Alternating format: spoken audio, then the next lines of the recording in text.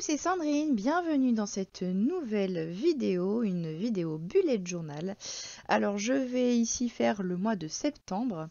Vous aurez peut-être remarqué qu'il n'y a pas de mois d'août dans mes vidéos bullet, tout simplement parce que je n'ai pas fait le mois d'août.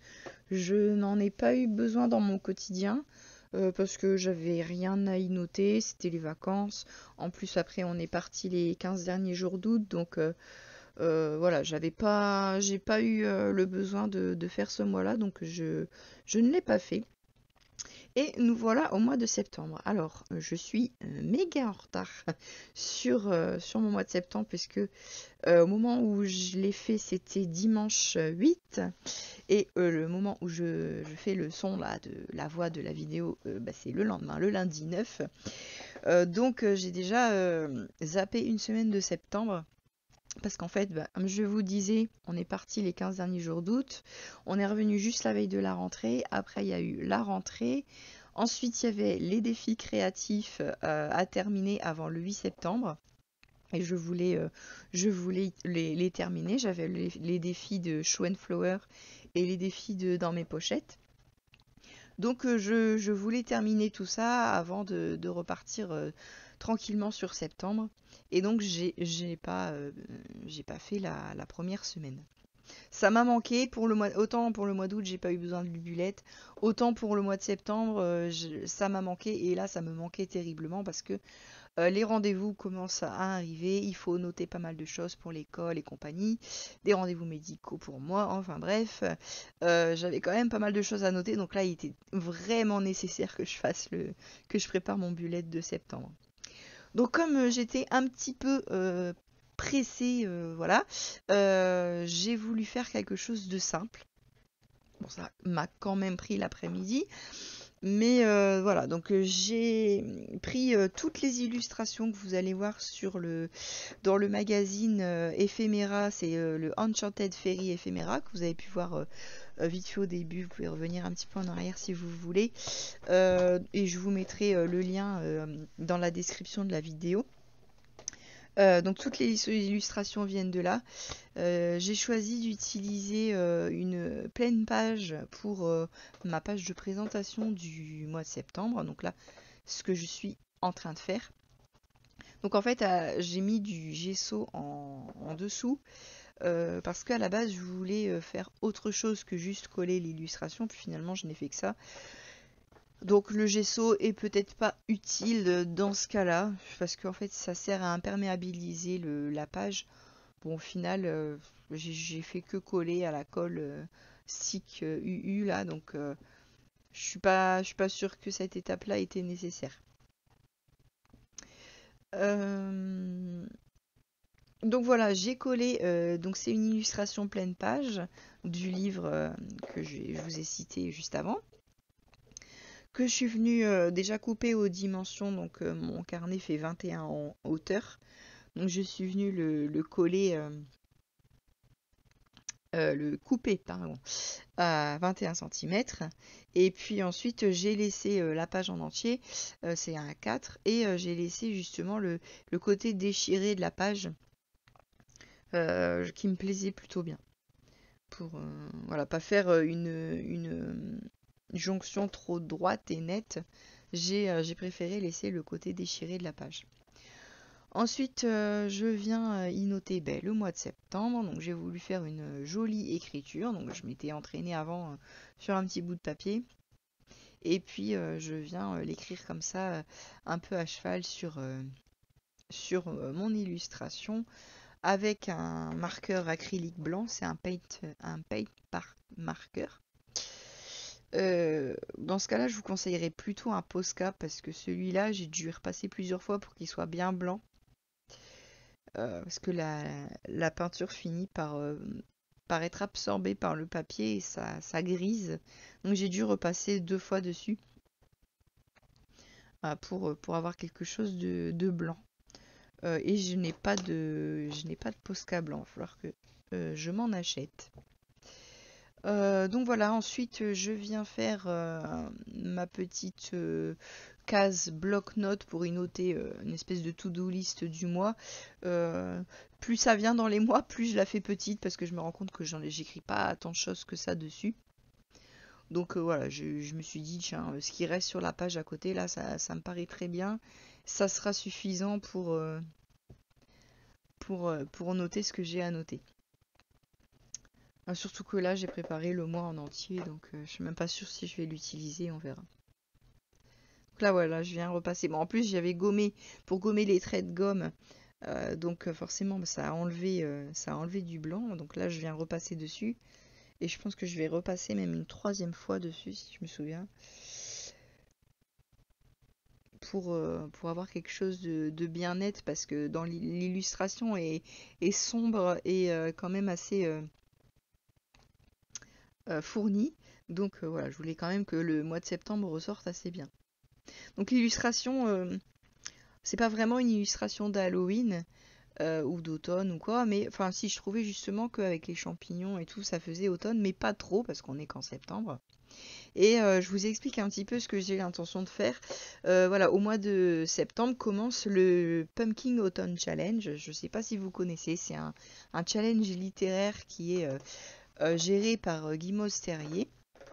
Et moi j'aime beaucoup lire. Et du coup, tous les ans, je participe au Pumpkin Autumn Challenge. Et cette fois-ci, j'ai l'intention de faire participer mon Pulette, si on veut, parce que je vais le mettre pendant 3 mois aux couleurs du challenge.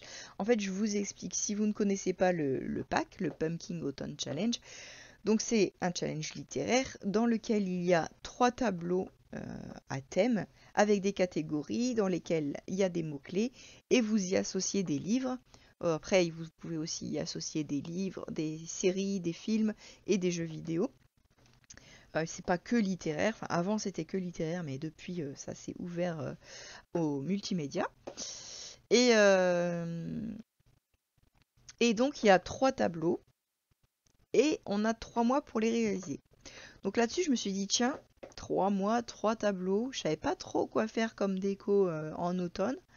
Pour mon bullet, je me suis dit, ah bah voilà, je vais utiliser le Pumpkin Autumn Challenge pour faire mes décos de mon bullet. Donc en fait, chaque mois va correspondre à un tableau du challenge. Comme vous pouvez le voir, je viens de l'écrire. Le premier tableau, c'est Automne, douceur de vivre. Donc il va correspondre à mon mois de septembre. J'ai décidé de le mettre au mois de septembre, celui-là, parce que pour moi, automne, douceur de vivre, c'est le cocooning, voilà, on commence tout doucement à entrer dans l'automne, on installe sa déco, on commence à allumer les bougies qui sentent bon l'automne, enfin voilà, tout ça. On se fait des petits thés. À la citrouille, ce genre de choses. Et donc voilà, pour moi ça veut dire ça, automne, douceur de vivre. Et donc, je vais après, vous allez voir, faire une page dédiée à ce menu-là avec mon choix de livres. Et donc, je vais essayer de lire tous les livres que j'ai décidés pour ce tableau-là au mois de septembre. Je suis pas une grosse lectrice non plus, donc j'ai un livre par catégorie. On verra bien si j'arrive à m'y tenir. L'année dernière, c'est la première année où j'avais réussi à terminer le challenge. J'étais très fière de moi.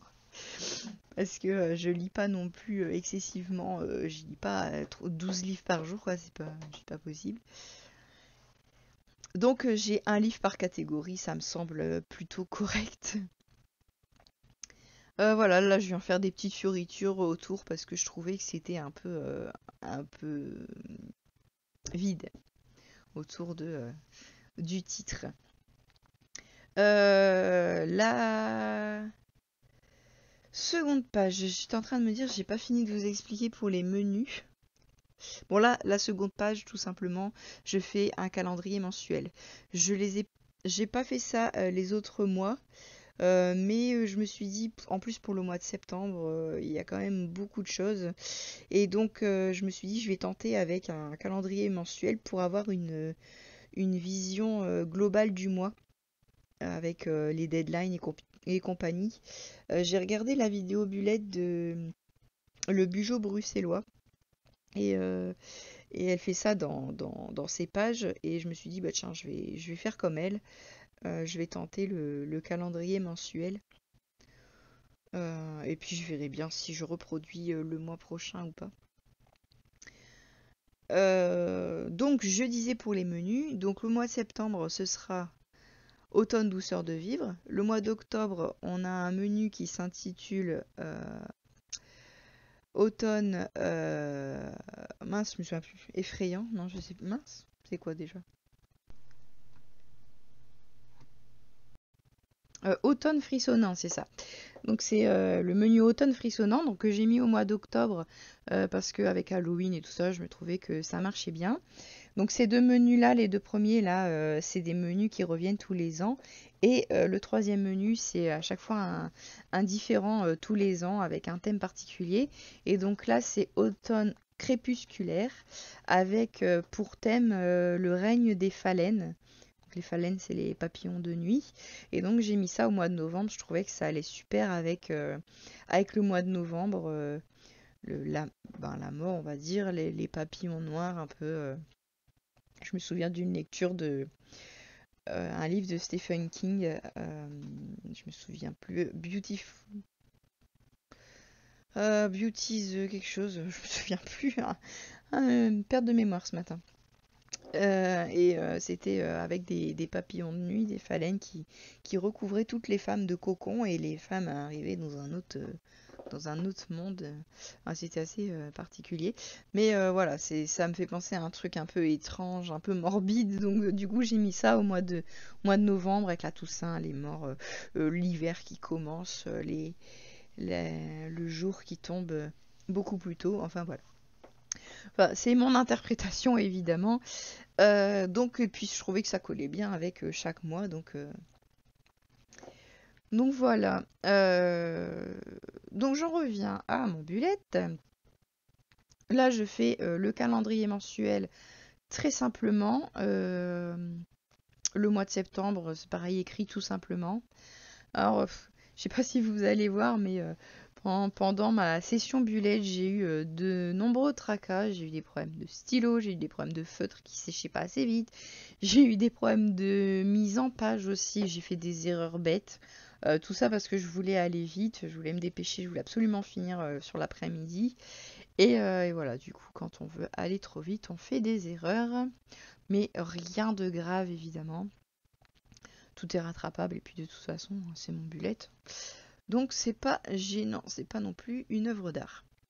Donc là, je viens coller les illustrations que j'ai choisies, toujours dans le magazine Enchanted Fairy Ephemera. Donc là, je voulais que la couleur colle aux couleurs que j'avais mis sur mon calendrier. Donc j'ai utilisé, pour faire les traits, j'ai utilisé un Tombow parce que mon crayon Unipin ne fonctionne plus. Je crois que ça y est, il va falloir que je rachète ça aussi. J'ai une wishlist qui commence à s'agrandir sérieusement. Mais là, avec le retour des vacances, on va attendre un peu. Hein. Donc là, j'ai utilisé pour faire les traits du calendrier, j'ai utilisé un Tombow, la pointe fine, le noir, le numéro N15. Et puis ensuite, pour faire les ombrages et pour écrire les chiffres dans le tableau, j'ai utilisé le 0,27. C'est un marron doré, un peu, voilà, marron jaune, on va dire. Et pour le mois de septembre, donc pareil, j'ai écrit au feutre Tombow et puis j'ai repassé un peu, faire une espèce de petit ombrage avec un crayon pailleté marron. C'est un crayon de chez Action. Et c'est lui d'ailleurs qui a rendu l'âme à la fin. J'arrivais plus à rien. Parce que, vous voyez ce que je suis en train de faire là. Je suis en train de faire une tige, des fleurs. Parce que pareil, je trouvais ça un petit peu limite de mettre juste deux petites illustrations. Je voulais agrémenter un petit peu. Et je me suis mis à tracer des fleurs. C'est très limité. Hein. Je ne sais pas dessiner. Donc voilà, c'est dessin d'enfant. Et donc, je voulais à la base colorier les feuilles et puis je me suis rendu compte que mon crayon n'en était pas capable. Donc j'ai juste fait des traits vite fait. ça fait pas dégueulasse, hein, c'est plutôt pas mal. Ça laisse un peu de blanc à l'intérieur, c'est plutôt pas mal. Mais quand même, mon crayon n'a pas aimé. Et à la fin, il voulait plus du tout écrire. J'ai galéré à finir ces pages. Parce que je voulais pas changer de crayon, ça m'embêtait de changer de crayon. Vu que j'avais commencé avec celui-là, je voulais qu'il y ait une unité dans la couleur quand même, donc ça m'embêtait. Voilà, ensuite je viens rajouter quelques petites touches de noir avec une espèce de guirlande, avec des petites boules. Je viens aussi rajouter à l'intérieur des fleurs ici. Bon. Et puis ensuite j'ai rajouté des petits points. Voilà, je suis en train de le faire. Et après, je crois, je suis venue ragrandir mes petites boules sur ma guirlande parce que ils se confondaient trop avec les petits points que je venais de faire. Et je voulais quand même que ma guirlande, elle se voie. Donc j'ai agrandi les petits points. Voilà, voilà.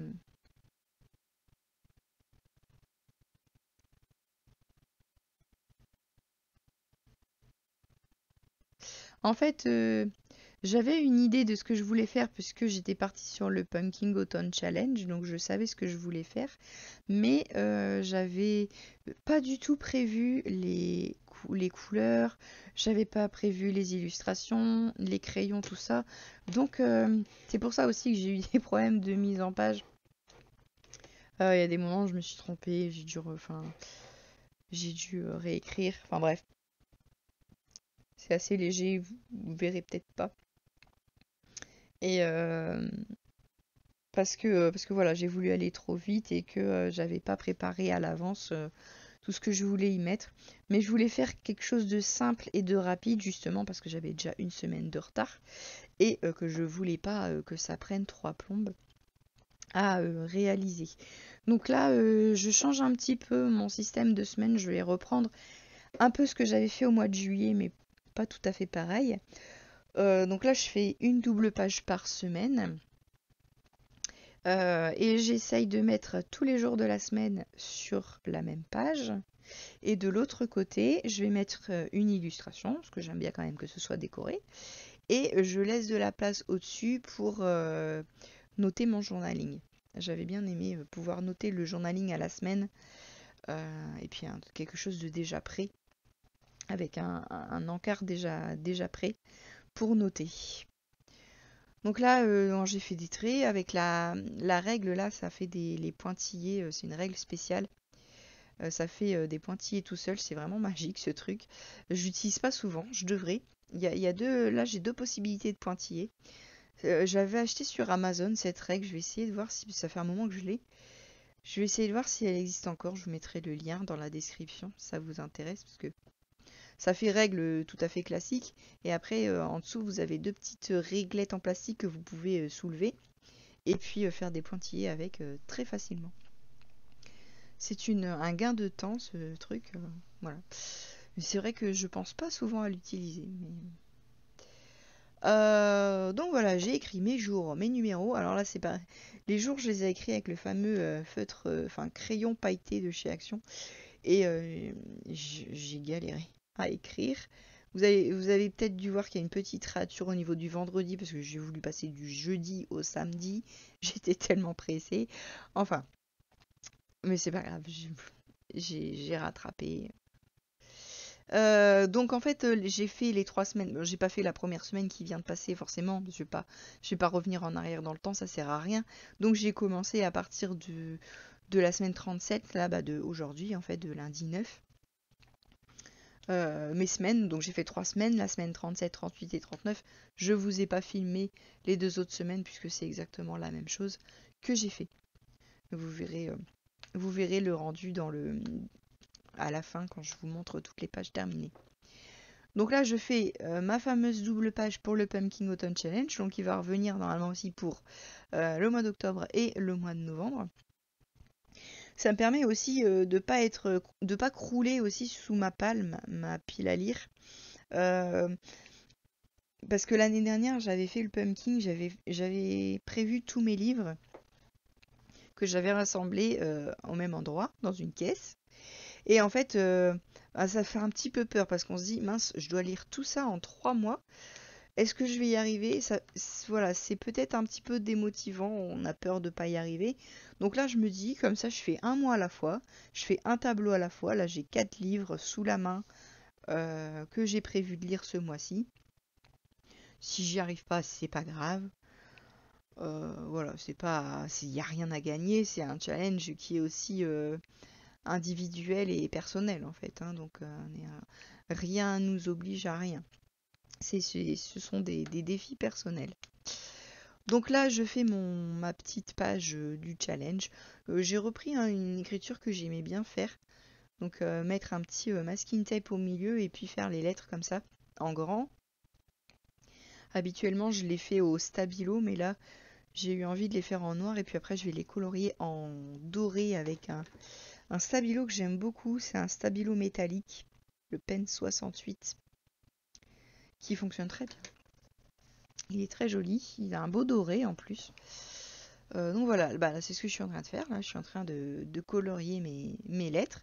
Et puis, dans l'espace blanc, je vais venir écrire Pumpkin Autumn Challenge en lié.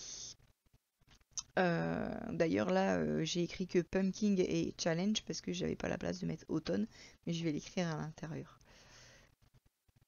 Voilà, je vous ai coupé tout le reste du coloriage, ça sert à rien. Donc là, j'écris avec un stylo doré, c'est un stylo que j'adore. C'est un hybride dual mécanique gold. Vraiment, il va super bien. Vraiment, je l'adore parce qu'il fait un beau doré. Je l'utilise aussi beaucoup en scrap pour rajouter des petites touches de doré. Et en fait, c'est un doré pailleté, vraiment très beau. De toute façon, je mettrai toutes les références des stylos que j'utilise. Je vous mettrai les descriptifs,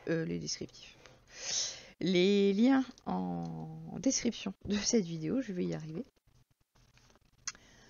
Donc là, je m'acharne sur le crayon pailleté marron. Hein. Je vais finir, je vais réussir à finir avec. C'est pas possible autrement. Et donc là, je viens noter tout simplement les noms des différentes sous-catégories des différents tableaux de automne douceur de vivre. Donc le premier, c'est Take Care of Cinnamon Homes. Alors j'ai retenu les mots-clés singularité, cosy et gourmandise. Et je vais tenter de lire Légende et Latte. Je devais déjà le lire l'année dernière, mais je n'ai pas eu le temps. C'est un cozy mystery, non, un cozy fantasy, pardon, n'importe quoi. Un cozy fantasy, en plus, Légende et Latte, voilà, ça parle de café, ça parle de gourmandise. Il y a des petits gâteaux sur la couverture. Et singularité, je l'ai mis aussi parce que bah, c'est des ogres et des créatures un peu spéciales. Enfin voilà. Donc j'ai choisi ce livre-là, Légende et Latte de Travis Baldree. Et je laisse une petite place pour noter évidemment ce que j'en ai pensé. J'espère réussir à faire un petit topo à la fin de ma lecture. Mais j'ai pas commencé par celui-là. J'ai commencé par la deuxième sous-catégorie qui est la délicieuse malaventure de Sadima, pour laquelle j'ai retenu les mots-clés conte, réécriture et adolescence. Et je suis en train de lire Les Disparus du pays imaginaire de Hayden Thomas. C'est une réécriture du conte de Peter Pan. Moi, j'en suis à la moitié du bouquin et pour l'instant, c'est plutôt bien. C'est plutôt facile à lire, mais pour l'instant, il n'y a pas de waouh parce que voilà, on connaît l'histoire de Peter Pan, donc ça change pas énormément. On verra à la fin. Ensuite, pour la troisième sous-catégorie, je suis contente d'être tombée de cet arbre. J'ai retenu les mots-clés amitié, aventure. Et je compte lire le tome 2 de Harry Potter en version éditée par Mina Lima avec la magnifique version pop-up que j'ai les 3 premiers tomes comme ça. J'ai déjà lu le tome 1 dans cette version, c'était superbe, une belle expérience. Donc je vais réitérer avec le tome 2. Et pour la dernière catégorie de ce tableau, c'est Je crois bien n'avoir songé qu'à vous seul. Et j'ai retenu les mots-clés amour et classique. Je vais tenter de lire Les Hauts de Hurlevent de Emily Brontë. Évidemment un classique que je n'ai jamais lu, j'ai même jamais vu les films. Et on verra bien ce que ça donne. Je suis pas habituellement fan des vieilles écritures, on verra bien si j'accroche ou pas pour celui-là. Et voilà, c'est terminé. Je vous montre le rendu final. J'ai ajouté quelques petits points sur l'illustration pour le côté un peu magique. Des points blancs, je veux dire. Je sais pas si vous avez vu. Voilà, ça vous l'avez vu. Ensuite, il y a mes semaines, donc la semaine 37 avec mes jolies illustrations qui me font penser un peu à vraiment des livres pour enfants des années 80 que j'avais pu avoir. C'est avec des petites filles comme ça. Trop jolies. Donc là, j'ai fait simple, hein, comme j'ai juste collé, découpé et collé l'illustration. Et j'ai marqué le nom de la semaine. Et comme ça, elle me laisse un petit blanc pour écrire mon journaling. Donc voilà, c'est terminé pour ce mois-ci. J'espère que ça vous aura plu et donné des idées. En attendant, je vous dis à bientôt dans une nouvelle vidéo. Salut!